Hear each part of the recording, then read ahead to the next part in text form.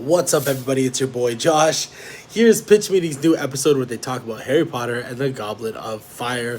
Let's go. So, you have that new Harry Potter movie for me? Yes, sir, I do. Wow, so what's going on with the characters? Well, I'll tell you, sir, all the guy characters decided it's time to have long hair for a year. Oh, okay, that's kind of random. A little bit. Is that the only thing going on this year, or? Nope, there's more, actually. So Harry and Hermione and the Weasleys are gonna go to this thing called the Quidditch World Cup. Okay. And they're also going with Arthur Weasley's coworker and his son, Cedric Diggory. How were we introduced to him? Just the normal way, you know, he suddenly drops out of a tree. That's not normal. Sure it is. So they head to the World Cup and there are a ton of wizards there. Very cool. Wow, I can't wait to see what the Quidditch World Cup is like. Right? Sounds super cool, doesn't it? So then we're gonna cut to right after it's all done. Oh. And the event's gonna get attacked by some Death Eaters and Harry's gonna get knocked unconscious. Oh no. Yeah, and so later he wakes up and everything's been burned to the ground and he's the last one there. Not a single person saw him there and he wasn't affected by the fire or smoke. That's what we're going with. And then this Death Eater, Barty Crouch Jr. shows up and shoots a dark mark into the sky. Oh, very ominous. Anyway, so eventually Harry goes back to Hogwarts and Dumbledore gives his annual speech about all the ways the kids might die this year. As is tradition, sure. So what's going on this year? Well, this year Hogwarts has been chosen to host something called the Tri-Wizard Tournament. And what's that? It's this big competition between 3 wizarding schools. So a bunch of people from these 2 other schools come in and do little dances for some reason. Oh, that's fun. So to have a chance at being chosen, you need to be at least 17 and you need to put your name in something called the Goblet of Fire, and only 1 wizard per school can be chosen. Okay. And once the 3 names are chosen, somehow there's a 4th name, and it's Harry Potter. Wait, so are the students from the other schools just gonna live at Hogwarts now? Yes, even the ones that weren't chosen? Yeah, they're all just gonna kind of live there for a year. That's kind of weird. No, it's not. So then Dumbledore runs up to Harry and shakes him like crazy and says, "Harry, did you put your name in the Goblet of Fire?" Oh, that doesn't really sound like Dumbledore. Isn't he more calm and collected? Oh, yeah, that's a good point. Well, I'm profoundly angry inside all the time, so maybe I projected onto him a little bit. You should maybe see somebody about that. No! Alright, so anyway, this is a super dangerous tournament, and if you're chosen, you're magically bound to compete. What does that mean? You have to do it. Right, but what happens if you don't do it? I don't know, I guess you die or something, right? That seems to be the implication. Why would this be a thing? Well, sir, they really want to know which school has the best wizard child, so death's gotta be on the table here. Oh my god. So throughout the year, Harry's gotta figure out what these 3 events are gonna be and how he should prepare. Got it. And frickin' Draco Malfoy's gonna drop out of a tree and make fun of him. Why is everyone up in trees? So they can drop out of them at the starts of conversations. But, so anyway, then this new teacher, Mad-Eye Moody, pops out and confronts Malfoy, turns him into a ferret. Why is he called Mad-Eye Moody? Well, one of his eyes is magic and zooms in like a camera lens and goes, Isn't it magic? Why is it making mechanical lens noises? Unclear. But anyway, at the end of the movie, there's gonna be a big reveal where Mad-Eye Moody was actually that Barty Crouch Jr. guy the whole time taking Polyjuice potion. Oh, very twisty. Extremely, sir. So for the first event, Harry's gotta steal an egg from a dragon. Oh boy. But this thing breaks loose from its chain and chases Harry around Hogwarts. Wow, so I guess the teachers must intervene, huh? A dragon is loose on school grounds. No, they just kinda watch. That checks out, actually. That seems on brand for them. And then once he gets the egg, he's gotta go listen to it underwater while a ghost tries to look at his wiener. What? So then eventually for the next competition, he's gotta go underwater for an extended period of time. Oh, how come? Well, cause see, the organizers have kidnapped people that the champions care about. So like Ron and Hermione are there. There's the 8-year-old sister of one of them. Underwater. Get tied up underwater. So Harry saves the life of Ron, but also of the 8-year-old girl since her big sister got eliminated. Oh, wow. So obviously Dumbledore gives him some extra points for bravery because he does that any chance he gets. Wait, so they just kidnapped some kids against their will and put them underwater and we're gonna let them drown if the champions fail the task. Yeah, that little girl would have drowned to death if Harry hadn't saved her. Yeah, because like I said, they gotta know which young wizard is the best young wizard. So yeah, she would have drowned.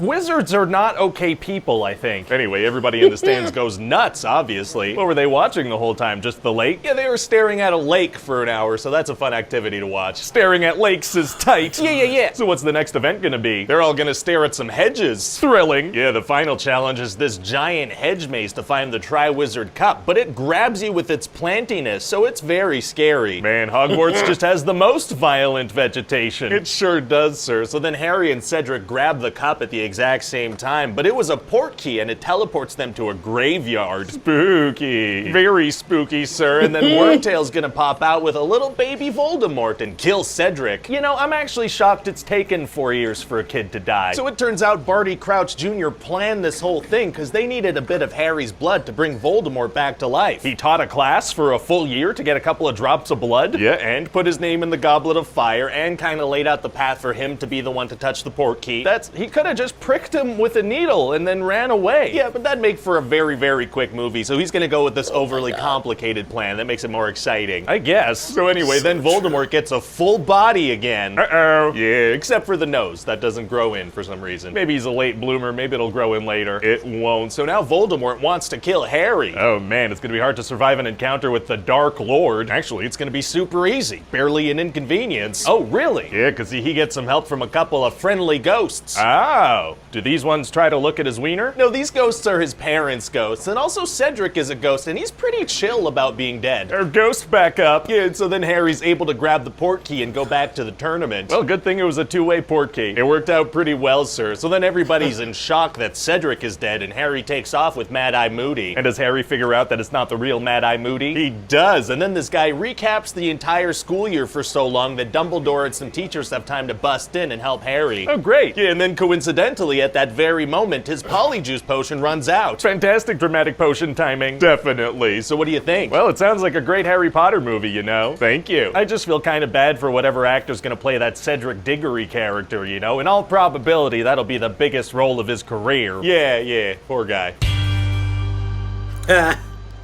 Yep. This is good. Nailed it with this one. I remember watching this movie in the theaters, and I had just read 4, 5, and 6, Goblet of Fire, you know, Order of the Phoenix, and Half-Blood Prince that summer because it had just come out.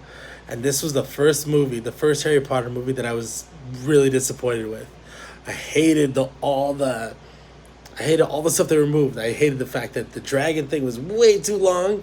In the book, it's 2 seconds. Accio Broom, he gets the egg, that's it.